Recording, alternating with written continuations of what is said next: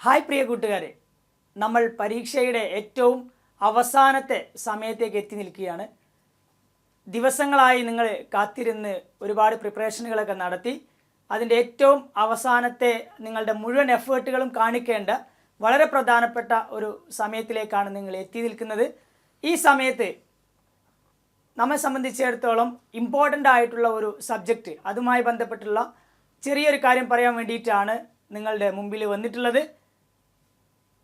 Wisdom education foundation of India വെഫി നടത്തുന്ന വിവിധ വിദ്യാഭ്യാസ പദ്ധതികളുടെ ഭാഗമായിട്ട് വിദ്യാർത്ഥികൾക്ക് വേണ്ടി ഒരുപാട് പദ്ധതി പ്രവർത്തനങ്ങൾ നടത്തുന്നുണ്ട്. സ്കോളർഷിപ്പ് ഓറിയൻറ്റേഷനുകൾ നടക്കുന്നുണ്ട്, അതുപോലെ തന്നെ എക്സലൻസി മോഡൽ എക്സാമുകൾ നടത്തുന്നുണ്ട്, മോട്ടിവേഷൻ ക്ലാസ്സുകൾ നടത്തുന്നുണ്ട്. അങ്ങനെ തുടങ്ങി വിവിധങ്ങളായിട്ടുള്ള പദ്ധതി പ്രവർത്തനങ്ങളുടെ ഭാഗമായിട്ട് നടത്തപ്പെടുന്ന ഒരു പദ്ധതിയാണ് ഇവിടെ സബ്ജക്റ്റ് അറ്റ് എ ഗ്ലെയിൻസ് എന്ന് പറയുന്ന ഏറ്റവും അവസാന സമയത്തുള്ള ഒരു ഓട്ട പ്രദക്ഷിണത്തിന് വേണ്ടി നമ്മൾ സെറ്റ് ചെയ്തിരിക്കുന്നത്. ഇന്ന് നിങ്ങളോട് സംസാരിക്കുന്നത് അക്കൗണ്ടൻസി എന്ന് പറയുന്ന നമ്മുടെ പ്ലസ് ടുവിലെ ഏറ്റവും പ്രധാനപ്പെട്ട സബ്ജക്റ്റാണ്. ഒരുപാട് കൂട്ടുകാർക്ക് ഓവർ സ്ട്രെസ് വരുന്ന സബ്ജക്റ്റ് എന്ന് പറയപ്പെടുന്ന ഒരു സബ്ജക്റ്റ്. പക്ഷേ വളരെ സിമ്പിളായിട്ട് വളരെ ലളിതമായിട്ട് നിങ്ങൾക്ക് മുമ്പിൽ അവതരിപ്പിക്കാൻ വേണ്ടിയിട്ടാണ് നമ്മൾ ഈ ഒരു സബ്ജക്റ്റ് ഇവിടെ തിരഞ്ഞെടുത്തിട്ടുള്ളത്. അക്കൗണ്ടൻസി എന്ന് പറയുന്ന ഈ ഒരു സബ്ജക്റ്റിൽ ഏറ്റവും പ്രധാനപ്പെട്ട കുറച്ച് ചാപ്റ്ററുകൾ, ഏറ്റവും ഇമ്പോർട്ടൻ്റ് ആയിട്ട് കഴിഞ്ഞ വർഷങ്ങളിലൊക്കെ റിപ്പീറ്റ് ചെയ്ത് വന്നിട്ടുള്ള ഭാഗങ്ങളെക്കുറിച്ചൊക്കെ ഒന്ന് നിങ്ങളുടെ മൈൻഡിലൂടെ ഒന്ന് കടത്തിക്കൊണ്ട് പോവുക എന്നുള്ള ഉദ്ദേശത്തോടു കൂടിയാണ് നമ്മൾ ഈ ഒരു സെഷൻ തയ്യാറാക്കിയിട്ടുള്ളത്. നോക്കൂ, അക്കൗണ്ടൻസിയിൽ ഏറ്റവും ആദ്യത്തെ ചാപ്റ്റർ ആയിട്ടുള്ള അക്കൗണ്ടിങ് ഫോർ പാർട്ട്ണർഷിപ്പ് അഥവാ അതിൻ്റെ ബേസിക് കൺസെപ്റ്റുകളെ കുറിച്ചിട്ടാണ് നമ്മൾ ആദ്യം പറയുന്നത്. നോക്കൂ, പാർട്ട്ണർഷിപ്പ് എന്ന് പറഞ്ഞു കഴിഞ്ഞാൽ തന്നെ അറിയാം, നമുക്ക് ഒരു എഗ്രിമെൻറ്റിലൂടെ രണ്ട് വ്യക്തികൾ തമ്മിൽ കൂടിച്ചേർന്നുകൊണ്ട് ഒരു ബിസിനസ് റൺ ചെയ്യാൻ വേണ്ടി തീരുമാനിക്കുകയും ആ ബിസിനസ്സിൻ്റെ ലാഭനഷ്ടങ്ങൾ പരസ്പരം ഷെയർ ചെയ്യാൻ തീരുമാനിക്കുകയൊക്കെ ചെയ്ത് മുൻധാരണ പ്രകാരമൊക്കെ നമ്മളൊരു ബിസിനസ്സിലേക്ക് ഇറങ്ങി ഒരു ബിസിനസ് ചെയ്യുമ്പോഴാണ് അത് പാർട്ട്ണർഷിപ്പായിട്ട് മാറുന്നത്. തൊട്ടപ്പുറത്ത് സോൾ പ്രൊപ്രൈറ്റർഷിപ്പിനെ കുറിച്ച് നിങ്ങൾ കേട്ടിട്ടുണ്ടാവും. ഒരാൾ ഒറ്റയ്ക്ക് ഏറ്റെടുത്ത് ഒരു ബിസിനസ് റൺ ചെയ്യുന്നതിനെ കുറിച്ച്, അതിനെയാണ് നമ്മൾ സോൾ പ്രൊപ്രൈറ്റർഷിപ്പ് എന്ന് പറയുന്നത്. തൊട്ടപ്പുറത്ത് നമ്മൾ കമ്പനിയെക്കുറിച്ച് കേട്ടിട്ടുണ്ടാവും, ഷെയർ ഇഷ്യൂ ചെയ്തുകൊണ്ട് നടത്തുന്ന ബിസിനസ്സുകളൊക്കെ. ഇതൊക്കെ നിങ്ങൾ ക്ലാസ്സുകളിൽ പല തവണകളിലായിട്ട് കേട്ടുപോയ കാര്യങ്ങളാണ്. അപ്പോൾ അതുകൊണ്ട് തന്നെ ഇവിടെ നമ്മളൊരു പാർട്ട്ണർഷിപ്പുമായി ബന്ധപ്പെട്ടുള്ള കാര്യത്തെക്കുറിച്ചാണ് പറയുന്നത്. നോക്കൂ, ഒരു പാർട്ട്ണർഷിപ്പിൻ്റെ ഫീച്ചേഴ്സ് എന്തൊക്കെയാണ് എന്നുള്ളത് പല എക്സാമുകളിലും ചോദിച്ചിട്ടുണ്ട്. പാർട്ണർഷിപ്പിന് 5 പ്രധാനപ്പെട്ട ഫീച്ചേഴ്സ് നിങ്ങൾ ഈ ഒരു അവസാന സമയത്ത് നിങ്ങളുടെ മൈൻഡിലൂടെ കടത്തിക്കൊണ്ട് പോകണം. അതിൽ ഒന്ന്, പാർട്ട്ണർഷിപ്പ് എന്ന് പറയുന്നത് തന്നെ രണ്ട് വ്യക്തികൾ കൂടിയിട്ടാണ് എന്ന് ഞാൻ പറഞ്ഞു. അപ്പോൾ നമ്പർ ഓഫ് പേഴ്സൺസ് ഇതിലൊരു ഇമ്പോർട്ടൻ്റ് ആയിട്ടുള്ള ഒരു ഭാഗമാണ്. ഒരു പാർട്ട്ണർഷിപ്പ് റൺ ചെയ്യണമെങ്കിൽ, പാർട്ട്ണർഷിപ്പ് രൂപീകരിക്കണമെങ്കിൽ 2 പേര് വേണം. കാരണം എന്താണെന്ന് വെച്ച് കഴിഞ്ഞാൽ ഒരാൾ ഒറ്റയ്ക്ക് ഒരു പാർട്ട്ണർഷിപ്പ് നടത്താൻ കഴിയില്ല. ഒരാൾ ഒറ്റയ്ക്ക് ചെയ്യുമ്പോൾ അത് നമ്മൾ സോൾ പ്രൊപ്രൈറ്റർഷിപ്പ് എന്നാണ് പറയുന്നത്. ടീച്ചേഴ്സ് നിങ്ങളോട് പറഞ്ഞു തന്നിട്ടുണ്ടാകും. ദെൻ സോൾ പ്രൊപ്രൈറ്റർഷിപ്പ് ഒരാൾ ഒറ്റയ്ക്ക് നടത്തുമ്പോൾ 2 ആൾ കൂടി, മിനിമം 2 ആളുകളും മാക്സിമം 50 ആളുകളും കൂടി ചേർന്നിട്ടുള്ള ഒരു സംരംഭമാണ് നമ്മുടെ പാർട്ണർഷിപ്പിന് നമ്പർ ഓഫ് പേഴ്സൺസ് ആയിട്ട് വേണ്ടത്. അപ്പോൾ 5 പ്രധാനപ്പെട്ട ഫീച്ചേഴ്സിൽ ഒന്ന് വരുന്നത് നമ്പർ ഓഫ് പേഴ്സൺസ് ആണ്. അത് നിങ്ങൾ ഇങ്ങനെ മനസ്സിലാക്കുക, ഏറ്റവും ചുരുങ്ങിയത് 2 ആളുകൾ വേണം. ദെൻ മാക്സിമം 50 ആളുകൾ ഉണ്ടായിരിക്കുക എന്നുള്ളതാണ്. രണ്ടാമത്തെ ഒരു ഫീച്ചറായിട്ട് നിങ്ങൾ മനസ്സിലാക്കേണ്ടത് അതിൻ്റെ എഗ്രിമെൻറ്റിനെ കുറിച്ചാണ്. ഞാൻ നേരത്തെ പറഞ്ഞു, 2 പേരാകുമ്പോൾ സ്വാഭാവികമായിട്ടും എഗ്രിമെൻറ്റ് പ്രധാനമാണ്. അപ്പോൾ എഗ്രിമെൻറ്റ് നമ്മൾ മുൻധാരണ പ്രകാരം തന്നെ തയ്യാറാക്കി വെക്കണം. എഗ്രിമെൻറ്റ് 2 രൂപത്തിലാവാം. ഒന്ന് ഓറൽ ആവാം, അല്ലെങ്കിൽ റിട്ടൺ ആവാം. നിങ്ങൾ ഓർത്തു വെക്കണം, വാക്കാൽ പറഞ്ഞാലും അത് എഗ്രിമെൻ്റ് ആണ്. അതുപോലെ തന്നെ എഴുതി തയ്യാറാക്കി പേപ്പറിൽ സൈൻ ചെയ്യുന്നതും ഒരു എഗ്രിമെൻ്റ് ആണ്. ആ എഗ്രിമെൻറ്റിന് മറ്റൊരു പേര് പറയുന്നുണ്ട്, അതിലേക്ക് നമുക്ക് വരാം. മൂന്നാമത് നമ്മൾ മനസ്സിലാക്കേണ്ട ഫീച്ചേഴ്സ് ദെൻ പ്രോഫിറ്റ് ഷെയറിംഗ് ആണ്. നോക്കൂ, 2 പേര് കൂടി ചേർന്ന് ഒരു ബിസിനസ് ചെയ്യാൻ തീരുമാനിക്കല്ലേ. അപ്പോൾ സ്വാഭാവികമായിട്ടും ആ ബിസിനസ്സിൻ്റെ ലാഭം നമ്മൾ എങ്ങനെ ഷെയർ ചെയ്യും എന്നതിനെക്കുറിച്ച് മുൻകൂട്ടി നമ്മളൊരു ധാരണയിലെത്തണം. അതാണ് പ്രോഫിറ്റ് ഷെയറിംഗ് എന്ന് പറയുന്നത്. അതൊരു ഫീച്ചറാണ്. മൂന്നാമത്തേത്, അത് 2 രൂപത്തിലാവാം. ഒന്ന്, എഗ്രീഡ് റേഷ്യോ ആവാം. എനിക്ക് 2 ഭാഗം, നിനക്ക് 1 ഭാഗം, എനിക്ക് പകുതി, നിനക്ക് പകുതി. അങ്ങനെ നമ്മൾ ഒരു എഗ്രീഡ് റേഷ്യോ പ്രകാരം നമുക്ക് മുന്നോട്ട് പോവാം.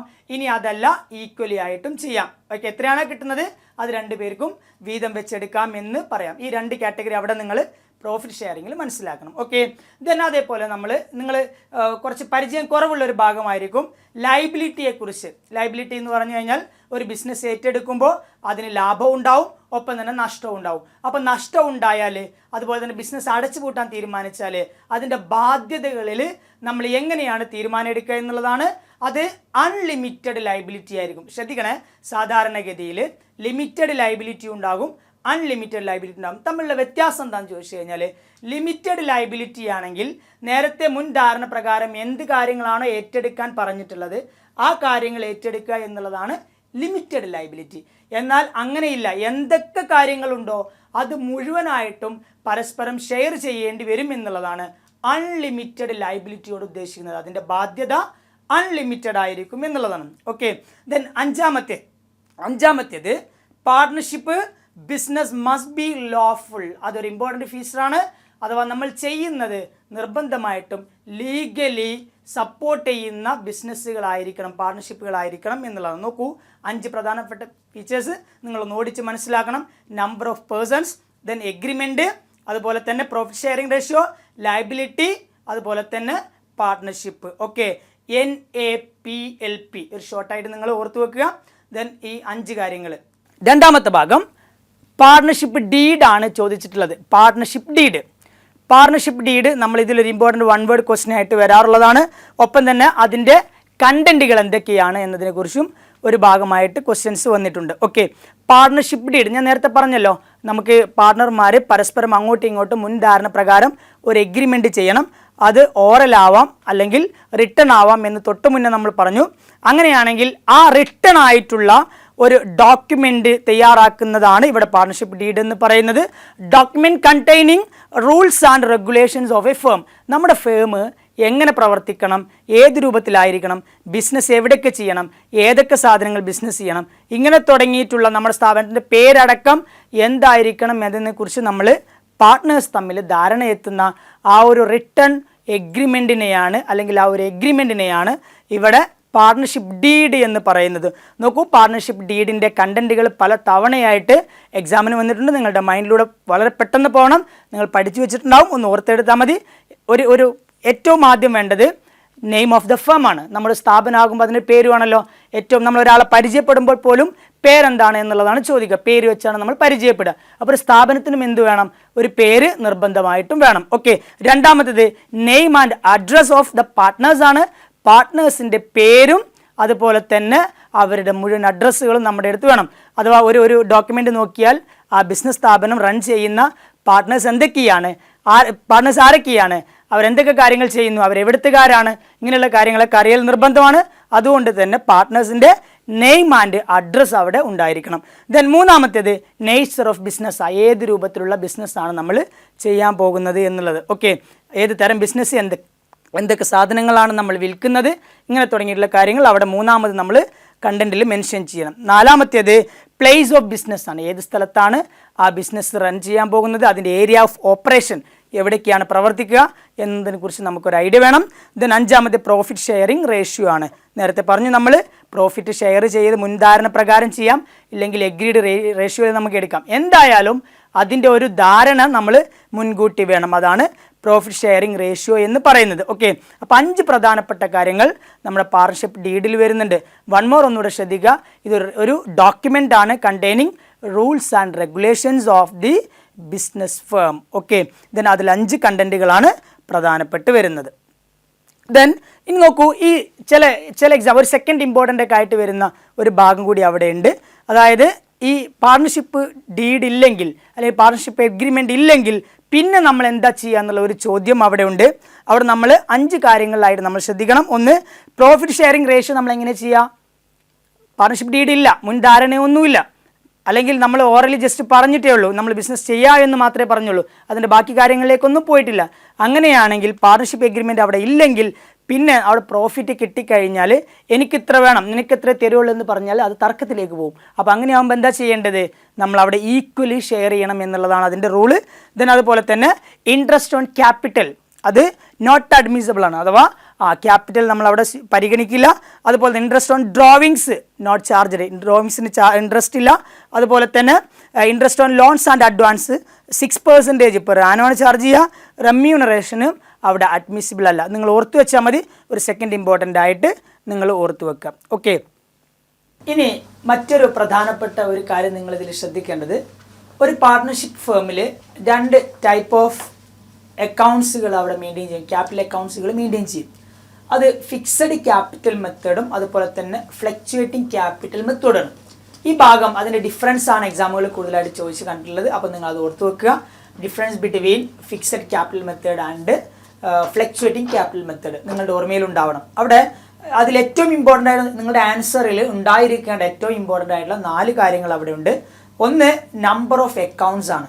എന്ന് പറഞ്ഞാൽ ഈ ഫിക്സഡ് ക്യാപിറ്റൽ അക്കൗണ്ടും അതുപോലെ തന്നെ ഫ്ലക്ച്വേറ്റിംഗ് ക്യാപിറ്റൽ അക്കൗണ്ട് വരുമ്പോൾ നമ്പർ ഓഫ് അക്കൗണ്ട്സ് ഏതൊക്കെയാണെന്നുള്ളതാണ്. ഫിക്സഡ് ക്യാപിറ്റൽ മെത്തേഡ് ആണെങ്കിൽ അവിടെ 2 അക്കൗണ്ട്സുകൾ ഉണ്ട്. അതൊന്ന് ക്യാപിറ്റൽ അക്കൗണ്ട് ആൻഡ് രണ്ടാമത്തേത് കറണ്ട് അക്കൗണ്ട് ആണ്. ക്യാപിറ്റൽ അക്കൗണ്ടും തയ്യാറാക്കും, ഒപ്പം തന്നെ കറണ്ട് അക്കൗണ്ടും തയ്യാറാക്കും. എന്നാൽ ഫ്ലക്ച്വേറ്റിംഗ് ക്യാപിറ്റൽ മെത്തേഡിൽ maintain only single account, that means capital account only. Capital account മാത്രമാണ് അവിടെ തയ്യാറാക്കുന്നത്. ഓക്കെ, ഇതിന് അതേപോലെ തന്നെ അഡ്ജസ്റ്റ്മെന്റ്സുകൾ ഏതൊക്കെയാണ് വരിക എന്നുള്ളതിനെ കുറിച്ച് അവിടെ ഡിഫറൻസിൽ പറയുന്നുണ്ട്. All adjustments are made in the current account. എല്ലാ അഡ്ജസ്റ്റ്മെന്റുകളും കറണ്ട് അക്കൗണ്ടിലാണ് ഫിക്സഡ് ക്യാപിറ്റൽ മെത്തേഡ് പ്രകാരം മെയിൻറ്റെയിൻ ചെയ്യുന്നത്. എന്നാൽ ഫ്ലക്ച്വേറ്റിംഗ് ക്യാപിറ്റൽ മെത്തേഡ് പ്രകാരം all adjustments are made in the capital account. അവിടെ ക്യാപിറ്റൽ അക്കൗണ്ടിൽ തന്നെ എല്ലാ അഡ്ജസ്റ്റ്മെന്റുകളും ചെയ്യുമെന്നുള്ളതിന്റെ കാരണം അവിടെ ഒരു അക്കൗണ്ട് മാത്രമേ മെയിൻറ്റെയിൻ ചെയ്യുന്നുള്ളൂ എന്നതാണ്. ഓക്കെ, മൂന്നാമത്തേത് അതിന്റെ ഫിക്സഡ് ബാലൻസിനെ കുറിച്ചാണ് പറയുന്നത്. The capital account balance remain unchanged unless there is additions two or withdrawal of capital. Okay, അതായത് അവിടെ നിലവിലുള്ള ക്യാപിറ്റൽ വിഡ്രോ ചെയ്യുകയോ അതല്ലെങ്കിൽ പുതിയ ക്യാപിറ്റൽ കൊണ്ടുവരികയോ ചെയ്തിട്ടില്ലെങ്കിൽ അവിടെ റിമെയിൻ അൺചേഞ്ച്ഡ് ആയിരിക്കും എന്നുള്ളതാണ് ഓർത്തു വെക്കേണ്ടത്. ദെൻ ഫ്ലക്ച്വേറ്റിംഗ് ആണെങ്കിൽ പേരിൽ തന്നെയുണ്ട് അല്ലേ, ഫ്ലക്ച്വേറ്റിംഗ് ആണ്, അഥവാ മാറ്റം വന്നുകൊണ്ടിരിക്കുന്ന ഒരു കാര്യമാണ്. ദെൻ ഫ്ലക്ച്വേറ്റ് ചെയ്തുകൊണ്ടിരിക്കുന്ന ഒരു കാര്യമാണ്. അതുകൊണ്ട് തന്നെ the balance of the capital account fluctuate from year two year. Okay, ഓരോ വർഷവും കഴിയും തോറും അതിന്റെ ബാലൻസ് ഫ്ലക്ച്വേറ്റ് ചെയ്തുകൊണ്ടേയിരിക്കും. ഓക്കെ, ദെൻ നാലാമത്തെ ക്രെഡിറ്റ് ബാലൻസിനെ കുറിച്ച് ഒരു കാര്യം നിങ്ങൾ ഡിഫറൻസിൽ എഴുതി കൊടുക്കണം, മറക്കരുത്. The capital account always shows A credit balance. ഓർത്ത് വെക്കുക കേട്ടോ, നമ്മൾ വൺ വേർഡ് ആയിട്ടൊക്കെ അത് ചോദിക്കാറുണ്ട്. Capital accounts always shows A dash balance in fixed capital account എന്ന് ക്വസ്റ്റ്യൻ വരും. അപ്പം നിങ്ങൾ അവിടെ ക്രെഡിറ്റ് ബാലൻസ് എന്ന് കൊടുക്കുക. ഓക്കെ, ഫ്ലക്ച്വേറ്റിംഗ് ക്യാപിറ്റൽ മെത്തേഡ് പ്രകാരം capital account may sometimes show A debit balance. അവിടെ ഡെബിറ്റ് ബാലൻസ് പ്രകാരം ഇടയ്ക്ക് അതിൻ്റെ എമൗണ്ട് വരാറുണ്ട് എന്നുള്ളതാണ്. ഓക്കെ, ഈ 4 കാര്യങ്ങൾ നിങ്ങളുടെ ഇതിൽ വേണം. ഓക്കെ, അതുപോലെ തന്നെ നമ്മൾ സമയം ഷോർട്ട് ആയതുകൊണ്ട് നമ്മൾ വളരെ പെട്ടെന്ന് കാര്യങ്ങൾ പറഞ്ഞു പോകുന്നു. ദെൻ അതിൻ്റെ ഫോർമാറ്റ് നമ്മൾ നന്നായി ശ്രദ്ധിക്കണം. ഫ്ലക്ച്വേറ്റിംഗ് ക്യാപിറ്റൽ മെത്തേഡ് പ്രകാരം നമ്മൾ അക്കൗണ്ട് തയ്യാറാക്കുന്നതിനെ കുറിച്ച് തൊട്ട് മുന്നേ പറഞ്ഞു. ദെൻ ഫ്ലക്ച്വേറ്റിംഗ് ക്യാപിറ്റൽ മെത്തേഡ് പ്രകാരം ഒരു അക്കൗണ്ട് മാത്രമാണ് തയ്യാറാക്കുക, അത് ക്യാപിറ്റൽ അക്കൗണ്ട് മാത്രമാണെന്ന് പറഞ്ഞു. അതും എക്സാമിന് വൺ വേർഡ് ആയിട്ട് നമുക്ക് അവിടെ ഓർത്തു വെക്കണം. അവിടെ നമ്മൾ ക്യാപിറ്റൽ അക്കൗണ്ട് മാത്രമാണ് മെയിൻറ്റെയിൻ ചെയ്യുന്നത്. ഓക്കെ, ദെൻ അതിന്റെ ഫോർമാറ്റ് നമുക്കറിയാലോ. ഡെബിറ്റ് സൈഡിൽ ഡ്രോവിങ്സ് ഉണ്ടാവും, ഒപ്പം ഇൻട്രസ്റ്റ് ഓൺ ഡ്രോവിങ്സ് ഉണ്ടാവും. ദെൻ അതുപോലെ തന്നെ പ്രോഫിറ്റ് ആൻഡ് ലോസ് അപ്രോപ്രിയേഷന്റെ ബാലൻസ് ഉണ്ടെങ്കിൽ അതും ഉണ്ടാകും. ക്രെഡിറ്റ് സൈഡിലേക്ക് വരുമ്പോൾ ദെൻ പ്രീവിയസിലെ ബാലൻസ് അവിടെ ബ്രോഡൺ ചെയ്യും. അതുപോലെ തന്നെ പുതിയ ക്യാപിറ്റൽ വല്ലതും കൊണ്ടുവരും. ദെൻ അങ്ങനെയാണെങ്കിൽ അവിടെ നമ്മൾ ബാങ്ക് എന്ന് പറഞ്ഞ് അതിന്റെ ക്യാഷ് അവിടെ കാണിക്കണം. അതുപോലെ തന്നെ സാലറീസ് ഉണ്ടെങ്കിൽ അത് അവിടെ കൊടുക്കണം. ദെൻ ഇൻട്രസ്റ്റ് ഓൺ ക്യാപിറ്റൽ ഉണ്ടെങ്കിൽ അത് കൊടുക്കുക. ദെൻ പ്രോഫിറ്റ് ആൻഡ് ലോസ് അപ്രോപ്രിയേഷന്റെ പ്രോഫിറ്റിന്റെ സൈഡ് ശ്രദ്ധിക്കണം. Profit and loss account loss ആണെങ്കിൽ ഡെബിറ്റ് സൈഡിലും, അതുപോലെ തന്നെ ദെൻ പ്രോഫിറ്റ് ആണെങ്കിൽ നമ്മൾ ക്രെഡിറ്റ് സൈഡിലുമാണ് അത് മെൻഷൻ ചെയ്യുക. ഇതാണ് നമ്മുടെ പാർട്ട്നേഴ്സിന്റെ ക്യാപിറ്റൽ അക്കൗണ്ടിന്റെ ഫ്ലക്ച്വേറ്റിംഗ് മെത്തേഡ് പ്രകാരമുള്ള ഫോർമാറ്റ് നിങ്ങൾ ഓർത്തു വെക്കേണ്ടത്. ഓക്കെ, അതിന് ക്വസ്റ്റ്യൻസ് ഒരുപാട് നമുക്ക് പ്രീവിയസ് ക്വസ്റ്റ്യൻ ബാങ്കുകളിൽ കിട്ടും. നിങ്ങളത് നന്നായിട്ടൊന്ന് ചെയ്ത് പ്രാക്ടീസ് ചെയ്തിട്ട് വേണം എക്സാമിന് ഒരു തവണയെങ്കിലും അതൊന്ന് ക്ലിയർ ആയിട്ട് നമ്മൾ എടുക്കണം എന്നുള്ളതാണ്. ഓക്കെ, ദെൻ പിന്നെ അവിടെ profit and loss appropriation account തയ്യാറാക്കുന്നതിനെ കുറിച്ച് നിങ്ങൾ ജസ്റ്റ് ഒന്ന് നോക്കണം. Profit and loss appropriation account എങ്ങനെയാണ് തയ്യാറാക്കുക എന്നതിനെ കുറിച്ച് ഒരു ഐഡിയ നിങ്ങളുടെ അടുത്ത് വേണം. ദെൻ അത് പ്രോഫിറ്റ് ലോസ് ആണെങ്കിൽ അത് നമ്മൾ ഡെബിറ്റ് സൈഡിൽ മെൻഷൻ ചെയ്ത് തുടങ്ങുക. ദെൻ അതുപോലെ ഇൻട്രസ്റ്റ് ഓൺ ക്യാപിറ്റൽ ഡെബിറ്റ് സൈഡിൽ കൊടുക്കണം. സാലറി ടു പാർട്ട്ണർ ഉണ്ടെങ്കിൽ ഡെബിറ്റ് സൈഡിൽ കൊടുക്കണം. അതുപോലെ തന്നെ കമ്മീഷൻ ടു പാർട്ട്ണർ ഉണ്ടെങ്കിൽ ഡെബിറ്റ് സൈഡിൽ തന്നെ കൊടുക്കുക. Then interest on partners loan ഉണ്ടെങ്കിൽ അത് അവിടെ മെൻഷൻ ചെയ്യണം. ദെൻ പാർട്ട്നേഴ്സിൻ്റെ ക്യാപിറ്റൽ അക്കൗണ്ടിലേക്ക് അതിൻ്റെ ഡിസ്ട്രിബ്യൂഷൻ ഓഫ് പ്രോഫിറ്റും പോകണം. ഓക്കെ, ക്രെഡിറ്റ് സൈഡിലേക്ക് വരുമ്പോൾ പ്രോഫിറ്റ് ആൻഡ് ലോസിൻ്റെ പ്രോഫിറ്റ് ആണെങ്കിൽ ക്രെഡിറ്റ് സൈഡിലേക്ക് വരിക. Then interest on drawings mention ചെയ്യുക. ഡെബിറ്റ് സൈഡിൽ ഇൻട്രസ്റ്റ് ഓൺ ക്യാപിറ്റൽ ആണെങ്കിൽ ദെൻ ക്രെഡിറ്റ് സൈഡിൽ ഇൻട്രസ്റ്റ് ഓൺ ഡ്രോയിങ്സ് ആണ് കൊടുക്കുക, മറന്നു പോകരുത്. ദെൻ അതുപോലെ തന്നെ ലോസിൻ്റെ പാർട്ട്നേഴ്സിൻ്റെ ക്യാപിറ്റൽ അക്കൗണ്ടിലേക്ക് പോകുന്ന ലോസ് അവിടെ മെൻഷൻ ചെയ്യുക. ഓക്കെ, ഇത്രയും കാര്യങ്ങളാണ് then profit and loss appropriation അക്കൗണ്ടിൽ വരുന്ന കാര്യങ്ങൾ. ഓക്കെ, ദെൻ ഈ 2 അക്കൗണ്ടുകൾ നിങ്ങളുടെ മൈൻഡിൽ ഉണ്ടായിരിക്കണം. ദെൻ അടുത്തത് ഇൻട്രസ്റ്റ് ഓൺ ക്യാപിറ്റൽ എങ്ങനെയാണ് ഷെയർ ചെയ്യുന്നതിനെ കുറിച്ച് നിങ്ങൾക്ക് ഒരു ഐഡിയ വേണം. അതുപോലെ തന്നെ പ്രോഫിറ്റിൻ്റെ ഷെയറിങ്ങിനെ കുറിച്ചും നിങ്ങൾക്കൊരു ഐഡിയ വേണം. ദെൻ ഇൻട്രസ്റ്റ് ഓൺ ഡ്രോവിങ്സിനെ കുറിച്ച് നിങ്ങൾ മനസ്സിലാക്കണം. ഇൻട്രസ്റ്റ് ഓൺ ഡ്രോവിങ്സ് എങ്ങനെയാണ് കാൽക്കുലേറ്റ് ചെയ്യുക എന്നതിനെക്കുറിച്ച്. ദെൻ അതിൻ്റെ പ്രോബ്ലംസുകൾ ഒരുപാട് നമുക്ക് ചെയ്യാനുള്ള സമയം ഷോർട്ടാണ്. അതുകൊണ്ട് നിങ്ങൾ അത് ലാസ്റ്റ് എക്സാമിന് പോകുന്നതിൻ്റെ മുന്നേ ആയിട്ട് നിങ്ങൾ നോക്കണം എന്നുള്ളതാണ്. ഇത്രയും കാര്യങ്ങൾ ഒന്നാമത്തെ ചാപ്റ്ററിൽ നിങ്ങൾ ഇമ്പോർട്ടൻ്റ് ആയിട്ട് മനസ്സിലാക്കണം. ഇനി നമ്മൾ രണ്ടാമത്തെ ചാപ്റ്ററിലേക്ക് വരുമ്പോൾ അവിടെ നോക്കൂ, നമ്മളൊരു പാർട്ണർഷിപ്പ് ഫേം രൂപീകരിച്ചു. ഈ പാർട്ണർഷിപ്പ് ഫേം രൂപീകരിച്ച് കഴിഞ്ഞാൽ ബിസിനസ് അത്യാവശ്യം നല്ല ലാഭത്തിലേക്ക് പോകുമ്പോൾ അവിടെ പുതിയ പാർട്ട്നേഴ്സ് കടന്നു വരാനുള്ള ഒരു ടെൻഡൻസി ഉണ്ടാവും. അപ്പോൾ നമ്മൾ അതിനെക്കുറിച്ചും പഠിക്കണം. അതാണ് രണ്ടാമത്തെ ചാപ്റ്ററിൽ അഡ്മിഷൻ ഓഫ് എ പാർട്ട്ണർ എന്ന് പറയുന്ന ഭാഗം. ഇവിടെ ഒരു പാർട്ട്ണർ പുതിയതായിട്ടൊരു ബിസിനസ്സിലേക്ക് വരുമ്പോൾ എന്തൊക്കെ കാര്യങ്ങളാണ് നമ്മൾ ശ്രദ്ധിക്കേണ്ടതെന്നതിനെക്കുറിച്ച് നമുക്കൊരു ഐഡിയ ഉണ്ടാവണം. എക്സാമിന് അത് പല തവണകളായിട്ട് ചോദിച്ച ഭാഗങ്ങളാണ്. ഒന്ന്, ഫാക്ടേഴ്സ് അഫക്റ്റിംഗ് ഗുഡ് വില്ലാണ്. നമ്മളവിടെ ഗുഡ് വില്ല് കാൽക്കുലേറ്റ് ചെയ്യൽ നിർബന്ധമാണ്. ആ ഗുഡ് വില്ലിനനുസരിച്ചിട്ടായിരിക്കും പുതിയ പാർട്ട്ണർ അയാളുടെ ഷെയർ കൊണ്ടുവരിക. അപ്പോൾ നമ്മൾ ഗുഡ് വില്ലിൽ എന്തൊക്കെ കാര്യങ്ങൾ അവിടെ പരിഗണിക്കണം എന്നുള്ളതാണ്. അതിൽ 5 കാര്യങ്ങൾ നിങ്ങളുടെ മൈൻഡിലുണ്ടാവണം. ഒന്ന്, നേച്ചർ ഓഫ് ബിസിനസ്സാണ്, ഏത് രൂപത്തിലുള്ള ബിസിനസ്സാണ് എന്നുള്ളത് വേണം. 2, ലൊക്കേഷൻ ഓഫ് ബിസിനസ്സാണ്, ബിസിനസ്സിൻ്റെ ലൊക്കേഷനും ഗുഡ് വില്ലും തമ്മിൽ നല്ല പ്രാധാന്യമുണ്ട്. ദെൻ മൂന്നാമത്തേത് എഫിഷ്യൻസി ഓഫ് മാനേജ്മെൻ്റ് ആണ്. ഒരു മാനേജ്മെൻറ്റ് എഫക്റ്റീവ് ആണെങ്കിൽ അതിൻ്റെ സ്ഥാപനത്തിൻ്റെ ഗുഡ് വില്ല് വളരെയധികം കൂടുതലായിരിക്കും എന്നുള്ളതാണ്. ദെൻ നാലാമത്തേത് മാർക്കറ്റ് സിറ്റുവേഷനാണ്. നിലവിലുള്ള മാർക്കറ്റിൻ്റെ അവസ്ഥകൾ എന്നതിനെക്കുറിച്ച് കറക്റ്റ് നമ്മളൊരു ഐഡിയ വേണം. മാർക്കറ്റിൽ നല്ല റീച്ചുള്ള കമ്പനിയാണെങ്കിൽ അതിന് നല്ല ഗുഡ് വില്ല് ഉണ്ടാവും. മാർക്കറ്റിൽ ആളുകൾ ശ്രദ്ധിക്കപ്പെടാത്ത കമ്പനിയാണെങ്കിൽ അതിൻ്റെ ഗുഡ് വില്ല് വളരെ കുറവായിരിക്കും. ദെൻ അഞ്ചാമത്തേത് സ്പെഷ്യൽ അഡ്വാൻറ്റേജ് എന്തെങ്കിലും ഉണ്ടെങ്കിൽ അതെല്ലാം പരിഗണിക്കണം. ദെൻ ഈ 5 കാര്യങ്ങൾ നമ്മൾ ഗുഡ് വില്ല് കാൽക്കുലേറ്റ് ചെയ്യുമ്പോൾ പരിഗണിക്കണം എന്നുള്ളതാണ്. ഓക്കെ, ദെൻ അപ്പോൾ നമ്മൾ ഈ പുതിയൊരു പാർട്ട്ണർ വരുമ്പോൾ അയാൾ ഗുഡ് വില്ലിലേക്കാണ് ഷെയർ കൊണ്ടുവരിക എന്ന് നമ്മൾ പഠിച്ചിട്ടുണ്ടാകും. ഓക്കെ, ദെൻ അങ്ങനെയാണെങ്കിൽ ഈ പുതിയ പാർട്ട്ണർ വരുന്ന സമയത്ത് ദെൻ എന്തൊക്കെ അഡ്ജസ്റ്റ്മെൻറ്റ്സുകളാണ് അക്കൗണ്ടിൽ വരുത്തേണ്ടതെന്നതിനെക്കുറിച്ച് നമുക്ക് ശ്രദ്ധിക്കണം. ദെൻ 5 കാര്യങ്ങളാണ് അവിടെ വരിക. ഒന്ന്, calculation of new ratio and sacrificing ratio. അഥവാ പുതിയ ഒരു പാർട്ട്ണർ വരുമ്പോൾ പുതിയ പ്രോഫിറ്റ് ആയിരിക്കുമല്ലോ ഇനി ഡിവൈഡ് ചെയ്യാം അല്ലേ. പുതിയ പ്രോഫിറ്റ് നമ്മൾ പരസ്പരം ഡിവൈഡ് ചെയ്യും. നേരത്തെ 3 പേരാണ് ഉണ്ടായിരുന്നെങ്കിൽ 4മതൊരാൾ വരുമ്പോൾ നേരത്തെ ഉണ്ടായിരുന്ന പ്രോഫിറ്റ് ഷെയറിങ്ങിൻ്റെ റേഷ്യോ ഒക്കെ മാറും. അപ്പോൾ നമ്മൾ പുതിയ റേഷ്യോ എങ്ങനെയായിരിക്കും എന്നതിനെക്കുറിച്ച് നിങ്ങളൊരു ഐഡിയ ഉണ്ടാക്കണം. അതുപോലെ തന്നെ സാക്രിഫൈസിങ് റേഷ്യോ ഓർത്ത് വെക്കണം കേട്ടോ. സാക്രിഫൈസിങ് റേഷ്യോ എന്ന് പറഞ്ഞാൽ നിലവിലൊരു പാർട്ട്ണർ പുതിയതായിട്ട് വരുമ്പോൾ അവിടെ ഉണ്ടായിരുന്ന പാർട്ട്നേഴ്സിന് അവർക്ക് നേരത്തെ കിട്ടിയ അത്ര ലാഭം കിട്ടണമെന്നില്ല. അപ്പോൾ അവർ കുറച്ച് ലാഭം പുതിയ വന്ന ആൾക്ക് നമ്മൾ ത്യജിക്കേണ്ടി വരും. അതിനെയാണ് സാക്രിഫൈസിങ് റേഷ്യോ എന്ന് പറയുന്നത്. ആ റേഷ്യോ നമ്മൾ കാൽക്കുലേറ്റ് ചെയ്യണം. ദെൻ രണ്ടാമത്തേത് ഗുഡ് വില്ലിൻ്റെ ട്രീറ്റ്മെൻറ്റ് നമ്മൾ ചെയ്യണം. ഞാൻ തൊട്ട് മുന്നേ പറഞ്ഞു ഗുഡ് വില്ല് ഒരു പ്രധാന ഘടകമാണ് പുതിയ പാർട്ട്ണർ വരുമ്പോൾ എന്നുള്ളത്. ഗുഡ് വില്ലിൻ്റെ ട്രീറ്റ്മെൻറ്റ് നമ്മൾ ചെയ്യണം. ദെൻ മൂന്നാമത്തേത് revaluation of assets and liabilities. ബിസിനസ്സിലുള്ള അസറ്റുകളും ലയബിലിറ്റികളും റീവാല്യൂ ചെയ്യണം. അതിലേക്ക് കൂടി അയാളുടെ കോൺട്രിബ്യൂഷൻ എത്തണം എന്നുള്ളത് കൊണ്ടാണ് നമ്മൾ അങ്ങനെ ചെയ്യാൻ പറയുന്നത്. ദെൻ നാലാമത്തേത് treatment of reserve, undistributed profit, losses. ഇങ്ങനെയുള്ള കാര്യങ്ങൾ നമ്മൾ ശ്രദ്ധിക്കണം. എന്ന് പറഞ്ഞാൽ അവിടെ നേരത്തെ 3 പേര് കൂടി ചേർന്ന് ആ ബിസിനസ് ചെയ്തപ്പോൾ ഒരുപാട് റിസർവുകൾ അവിടെ ഉണ്ടാകും. പ്രോഫിറ്റിൽ നിന്ന് ഓരോ വർഷവും മാറ്റി വെച്ചിട്ടുള്ള തുക അവിടെ ഉണ്ടാകും. ഓക്കെ, ദെൻ അതേപോലെ തന്നെ നേരത്തെ വീതം ഡിസ്ട്രിബ്യൂട്ട് ചെയ്യാത്ത, കൊടുത്ത് തീർക്കാത്ത പ്രോഫിറ്റും അവിടെ ഉണ്ടാകും. അതുപോലെ തന്നെ ചിലപ്പോൾ ലോസും ഉണ്ടായേക്കാം. ദെൻ എന്താണെങ്കിലും അതൊക്കെ നമ്മൾ കൃത്യമായിട്ട് ട്രീറ്റ്മെൻറ്റുകൾ ചെയ്യണം. അഞ്ചാമത്തേത് adjustment of capital account.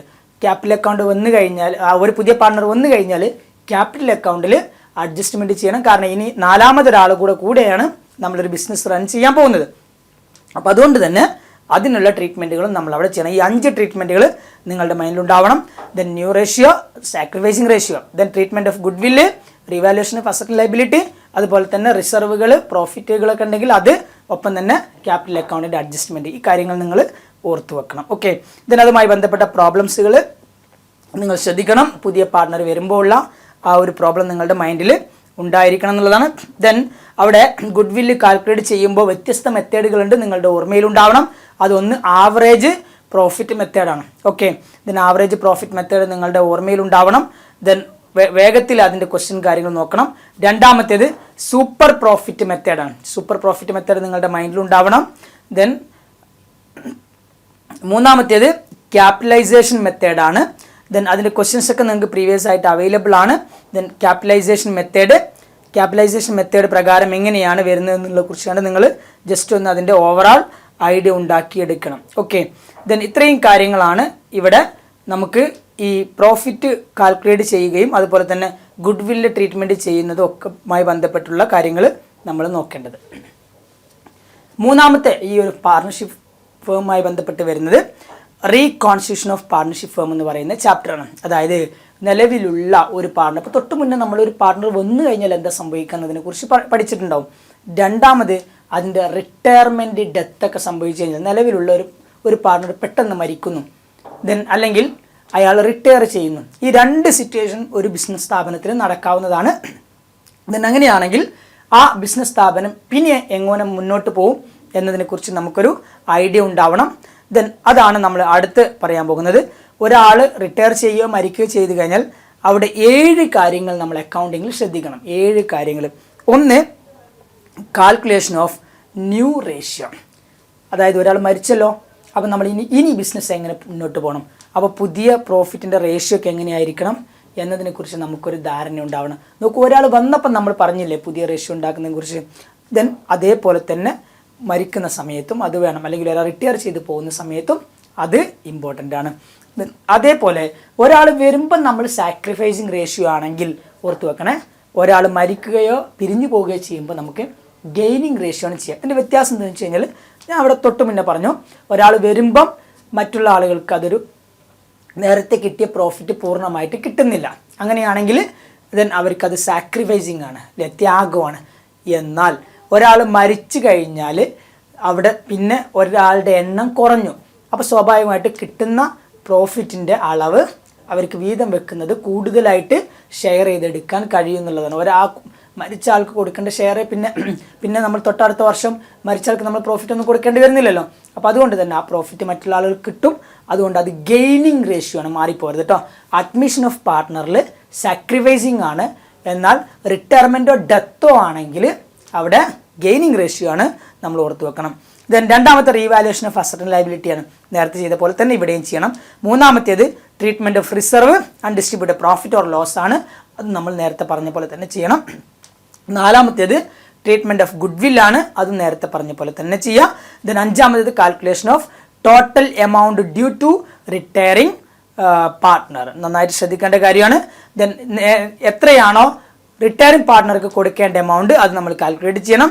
ആറാമത്തേത് settlement of amount due to retiring partner, then അവർക്ക് എത്രയാണ് സെറ്റിൽമെൻറ്റ് നമ്മൾ കൊടുക്കുക എന്നുള്ളതിനെക്കുറിച്ച് കൃത്യമായിട്ട്, അഥവാ ലൈബിലിറ്റി കാര്യങ്ങളൊക്കെ ഉണ്ടെങ്കിൽ അതെല്ലാം കൊടുത്തീർത്ത് ബാക്കി എത്ര കൊടുക്കണം എന്നതിനെക്കുറിച്ച് നമ്മളിവിടെ ശ്രദ്ധിക്കണം. ദെൻ ഏഴാമത്തേത് ക്യാപിറ്റൽ അക്കൗണ്ട് അഡ്ജസ്റ്റ് ചെയ്യണം. ഒരാൾ വരുമ്പോഴും ക്യാപിറ്റൽ അക്കൗണ്ട് നമ്മൾ അഡ്ജസ്റ്റ് ചെയ്യണം. ദെൻ ഒരാൾ പോകുമ്പോഴും ക്യാപിറ്റൽ അക്കൗണ്ട് നമ്മൾ അഡ്ജസ്റ്റ് ചെയ്യണം. അതിൽ പലപ്പോഴും എക്സാമുകളിൽ വന്നിട്ടുള്ളത് ഗെയിനിങ് റേഷ്യോ കാൽക്കുലേറ്റ് ചെയ്യാനുള്ള ക്വസ്റ്റ്യൻസ് ആണ്. ദെൻ ഗെയിനിങ് റേഷ്യോ എങ്ങനെയാണ് കാണുക എന്നുള്ളത്, ഒരാൾ ഡെത്ത് ആകുകയോ റിട്ടയർ ആകുകയോ ചെയ്ത് കഴിഞ്ഞാൽ ദെൻ മറ്റുള്ള ആളുകൾക്ക് അത് നേട്ടം മീൻസ് അവർക്ക് കൂടുതൽ പ്രോഫിറ്റ് കിട്ടും വരും വർഷങ്ങളിൽ എന്നുള്ളത് നമുക്കറിയാം.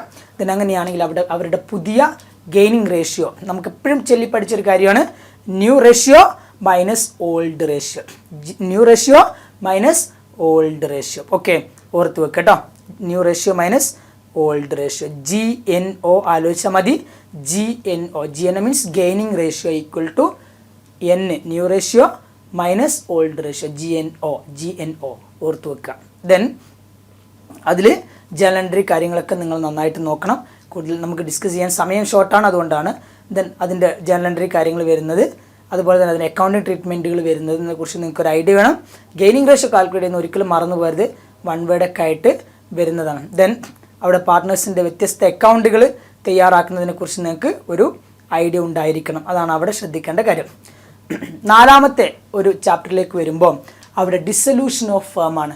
ഒരു ഫേം തന്നെ നമ്മൾ പിരിച്ചുവിടാൻ പോവുകയാണ്, അതല്ലെങ്കിൽ നിലവിലുള്ള പാർട്ണർഷിപ്പിൻ്റെ എഗ്രിമെൻ്റൊക്കെ ഒഴിവാക്കി നമ്മൾ ആ ബിസിനസ് അവസാനിപ്പിക്കുകയാണ്.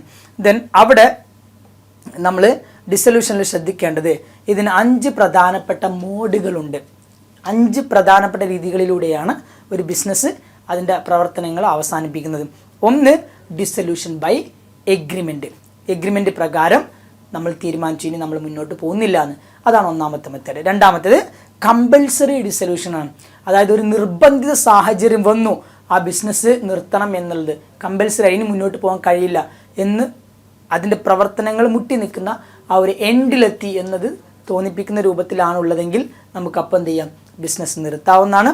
മൂന്നാമത്തെ dissolution on the happening of contingencies, അവിചാരിതമായിട്ട് എന്തോ സംഭവിച്ചു, അങ്ങനെയും നമുക്ക് ആ ബിസിനസ് നിർത്താം. ദെൻ നാലാമത്തേത് ഡിസൊല്യൂഷൻ ബൈ നോട്ടീസ് ഇഷ്യൂ ചെയ്തുകൊണ്ടും അവിടെ നിർത്താം. അതുപോലെ ഡിസൊല്യൂഷൻ ബൈ കോടതി ഇടപെട്ടുകൊണ്ട് കോടതി മുഖാന്തരവും അത് നിർത്താവുന്നതാണ്.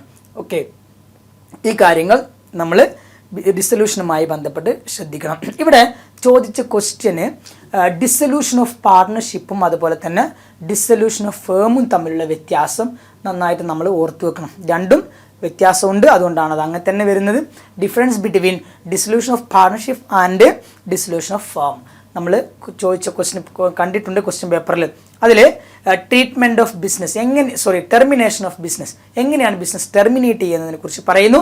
അത് ഒന്ന്, ബിസിനസ് ഈസ് നോട്ട് ടെർമിനേറ്റഡ്. നന്നായി ശ്രദ്ധിക്കണം, business is not terminated. Then partnership അവിടെ അവസാനിക്കുന്നില്ല, എന്നാൽ business of the firm is terminated. എന്നോട് ശ്രദ്ധിക്കുക, ഡിസൊല്യൂഷൻ ഓഫ് പാർട്ണർഷിപ്പ് ആണെങ്കിൽ നമ്മൾ പാർട്ണർഷിപ്പ് അവസാനിക്കുകയാണെങ്കിൽ അവർ തമ്മിലുള്ള എഗ്രിമെൻ്റ് മാത്രമേ അവസാനിക്കുന്നുള്ളൂ, സ്ഥാപനം അവിടെ തന്നെ നിൽക്കുന്നുണ്ട്. എന്നാൽ ഫേം തന്നെ നമ്മൾ പിരിച്ചുവിടുകയാണെങ്കിൽ അവിടെ ആ ഫേം പിന്നെ നിലവിലില്ല എന്ന കാര്യം പ്രത്യേകം ശ്രദ്ധിക്കാം. നോക്കൂ, ദെൻ അതിൻ്റെ ടെർമിനേഷൻ എങ്ങനെയാണ് വരുന്നത് ചോദിച്ചു കഴിഞ്ഞാൽ, പാർട്ണർഷിപ്പാണ് നമ്മൾ നിർത്താൻ പോകുന്നതെങ്കിൽ അവിടെ business is not terminated. Partnership മാത്രമേ ടെർമിനേറ്റ് ചെയ്യുന്നുള്ളൂ, അവസാനിപ്പിക്കുന്നുള്ളൂ, ബിസിനസ് നിർത്തുന്നില്ല. എന്നാൽ ഡിസൊല്യൂഷൻ ഓഫ് ഫേമിലേക്ക് വരുമ്പം അവിടെ business of the firm is terminated. ഫേമിൻ്റെ ബിസിനസ് തന്നെ നിർത്തുകയാണ് എന്നുള്ളതാണ്. ഓക്കെ, ദെൻ രണ്ടാമത്തേത് അസറ്റ് ആൻഡ് ലയബിലിറ്റി. എങ്ങനെയാണ് ഒരു സ്ഥാപനത്തിൽ അസറ്റുകൾ ലയബിലിറ്റി ഉണ്ടാവുമല്ലോ, അതെന്താണ് ചെയ്യുക എന്നതുമായി ബന്ധപ്പെട്ടാണ് വരുന്നത്.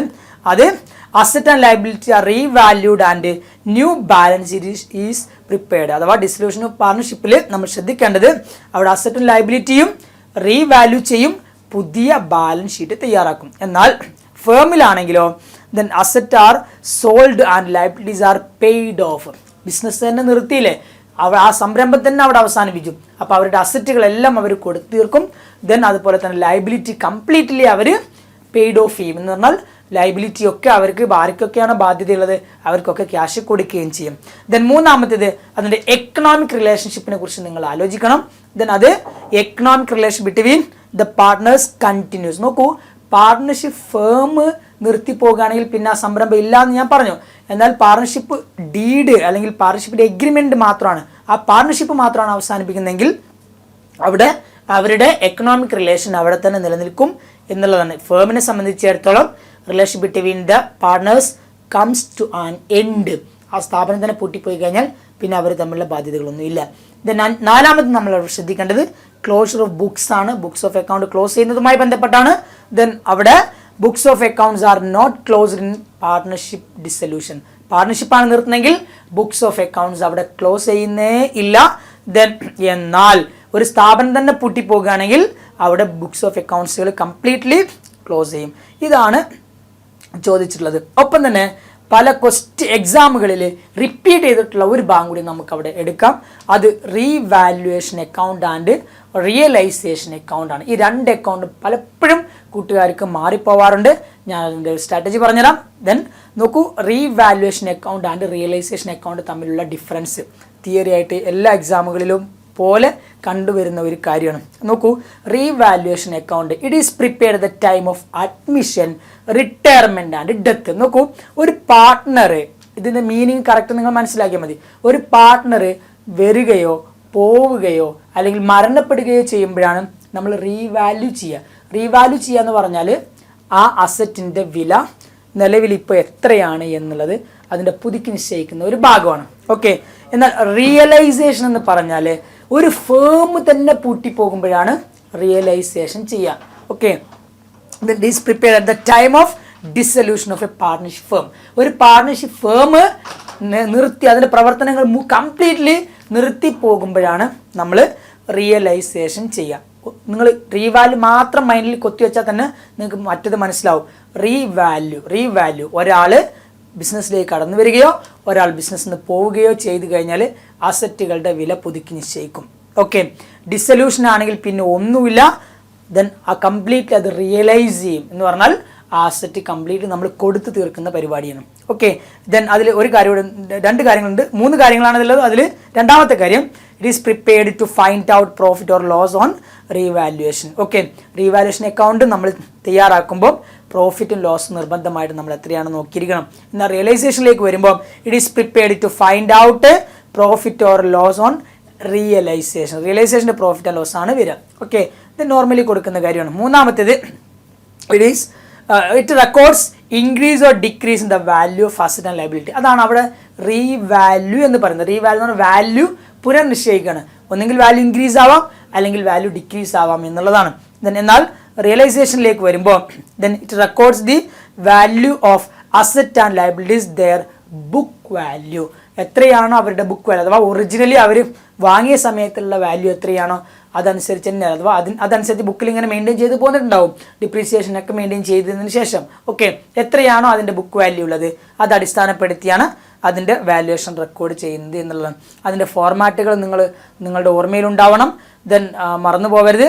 റിയലൈസേഷൻ അക്കൗണ്ട് തയ്യാറാക്കുമ്പോഴും റീവാല്യുവേഷൻ അക്കൗണ്ട് തയ്യാറാക്കുന്നതിൻ്റെയും കൃത്യമായ ഫോർമാറ്റുകൾ നിങ്ങളുടെ മൈൻഡിൽ സെറ്റ് ചെയ്യണം. ദെൻ അതനുസരിച്ച് ട്രീറ്റ് ചെയ്യണം. പ്രീവിയസ് ക്വസ്റ്റ്യൻസുകളൊക്കെ എടുത്ത് ഒന്നൊന്നായിട്ടൊന്ന് അതുമായി ബന്ധപ്പെട്ട് നോക്കണം എന്നുള്ളതാണ്. ഓക്കെ, ദെൻ പല തവണകളായി, ജസ്റ്റ് തിയറിയൊക്കെ ആണെങ്കിൽ നമുക്കൊരു തവണ വായിച്ചാൽ കിട്ടും. പക്ഷേ പ്രോബ്ലം വരുന്ന സമയത്ത് നിങ്ങൾ നന്നായിട്ട് ശ്രദ്ധിക്കണം.